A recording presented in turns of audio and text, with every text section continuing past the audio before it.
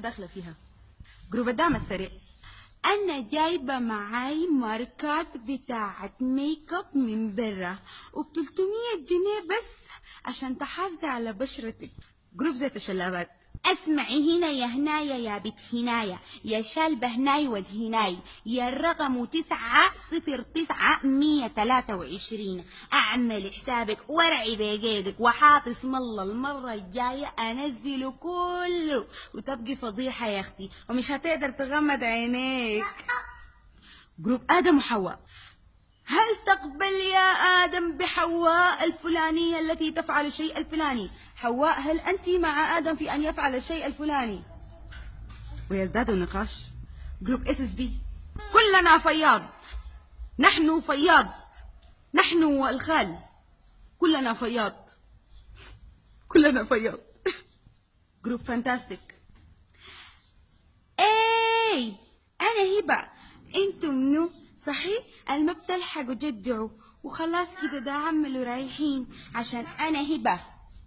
انتم منو؟ جروب الايت. انا الملكه. عزيزاتي وصفاتي انظروا الي وكونوا معي. انا قطعه من القمر. وصفاتي كونوا معي. جروب فسخ وجلخ.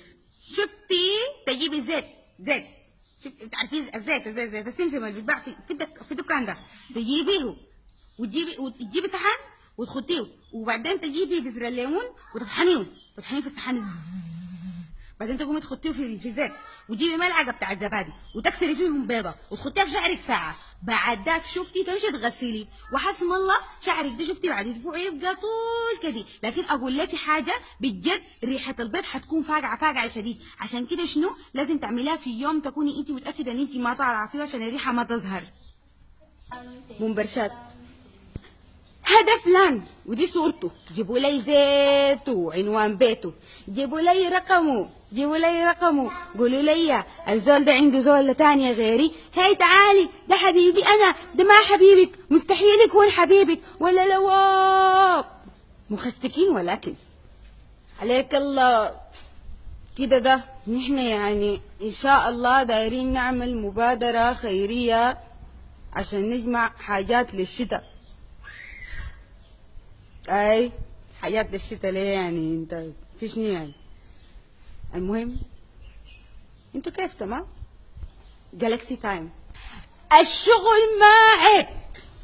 انا بركة الملك، انا بكسر الطلح، انا ذبحت في العيد 27 خروف. اي والله العظيم 27 خروف. انا اللي اتكلمت عن ظاهرة التسول، انا اللي اتكلمت انه الشغل ما عيب، انا عملت بليلة قبل كم يوم ووزعتها. ولسه نحن في جالكسي. غايته يعني انت ما ممكن تكون قاعد في بيتكم وواحد يجي داخل من برا، معلش يعني الشعر لازم يكون بالجنبه، واحد يجي داخل من برا ويكون في حريم قاعدات لسه ما لبسوا ثياب وما قادرين يعملوا شنو جزاء في الافراح.